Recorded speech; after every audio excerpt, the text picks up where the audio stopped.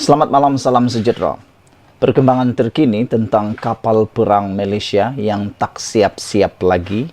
Hari ini SPRM umum keputusan yang mengejutkan Zahid Hamidi. Menggemparkan Malaysia dan memang kita tunggu-tunggu. Apabila SPRM akan putuskan, apakah perlu panggil Zahid, kata Ketua Pengarah SPRM Malaysia iaitu Azam Baki. Suruhanjaya Pencegahan Rasuah Malaysia SPRM mengatakan bahawa mereka akan memutuskan apakah perlu memanggil bekas Timbalan Perdana Menteri iaitu Ahmad Zahid Hamidi untuk disoal siasat berhubung skandal kontrak kapal tempur pesisir LCS. Ketua Pesuruhjaya SPRM Azam Baki berkata, Suruhanjaya itu akan membuat keputusan berkenan selepas bertemu penulis blog Raja Petra Kamarudin yang mendakwa Zahid menerima sogokan berjumlah RM66 juta daripada kontraktor projek itu. Wow. Ini satu perkara yang kita tunggu-tunggu apabila ada pihak yang berkuasa yang cuba untuk membuat pertemuan dengan Raja Petra Kamarudin kerana begitu banyak pendedahan yang luar biasa yang telah dibuat oleh Raja Petra Kamarudin. Namun, begitu banyak jugalah beliau tidak disiasat dengan secara langsung atau pertemuan. Bahkan Raja Petra masih berada di England kerana tidak dapat pulang ke Malaysia. Dan kalau dia pulang ke Malaysia, itu satu perkembangan yang amat baik bagi kita semua. Jadi, aku sebenarnya mahu kalau Raja Petra dapat pulang ke Malaysia bagi menjernihkan banyak perkara, pendedahan-pendedahan yang menarik, yang panas, yang kontroversi yang sering kali diutarakan oleh Raja Petra sendiri. Ini termasuk yang terkini ini, iaitu dakwaan kononnya Zahid menerima sogokan berjumlah RM66 juta daripada kontraktor projek itu. Azam Baki juga berkata, SPRM telah berhubung dengan Raja Petra dan bercadang menemui penulis blog itu dalam tempoh seminggu.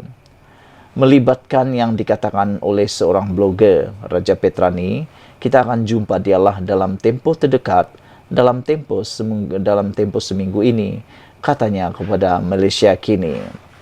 Ditanya, apakah SPRM akan memanggil Zahid untuk merakam keterangannya? Azam berkata, ia bergantung kepada apa yang kita dapat, iaitu apa keterangan yang diberikan oleh Raja Petra Kamarudin. Azam Baki juga berkata pihaknya perlu meneliti dokumen yang diperoleh terlebih dahulu. Pasukan SPRM yang ditugaskan untuk bertemu Raja Petra dipercayai berada di England akan bertemu penulis blog itu di lokasi di luar negara yang dipersetujui kedua-dua pihak. Yang aku nak tanya, kenapa tidak bawa pulang terus Raja Petra? Kenapa tidak bawa terus saja pulang Raja Petra ke Malaysia untuk menerangkan banyak perkara, atau paling bagus dedahkan saja banyak perkara yang baik, yang buruk, yang kontroversi, yang panas itu di Malaysia. Tidak perlu berada di negara orang. Tolonglah bantu negara Malaysia, oleh itu pulanglah ke negara ini. Azam Baki juga berkata lokasi dan masa belum dapat dipastikan, tetapi beliau menyatakan pertemuan itu tidak semestinya berlangsung di United Kingdom. Menurutnya, siasatan tersebut merupakan sebahagian daripada siasatan SPRM ke atas kes LCS yang sedang berjalan. Suruhanjaya itu juga sebelum ini menyiasat kes itu di bawah Seksyen 17 Akta SPRM berkaitan rasuah dan Seksyen 405 Kanun Keseksaan bagi kes pecah amanah. 2 hari lalu, Raja Petra menerbitkan video di blognya, iaitu Malaysia Today, di mana penulis blog itu mendakwa dia memiliki bukti yang mendakwa atau didakwa menunjukkan kira-kira Singapura dolar 20 juta telah dibayar secara berperingkat kepada Zahid antara pertengahan 2012 dan pertengahan 2013. Zahid adalah Menteri Pertahanan dari April 2009 hingga Mei 2013. Penulis blog itu mendakwa sogokan dibayar melalui pengurup wang di Singapura yang memindahkan wang itu kepada pengurup wang di Malaysia. Dia mendakwa wang itu juga telah melalui beberapa lapisan sebelum sampai ke tangan Zahid. Persoalannya ialah, siapakah lapisan-lapisan yang perlu dilalui tersebut sebelum sampai ke tangan Zahid? Apakah sebabnya perlu melalui lapisan-lapisan tersebut?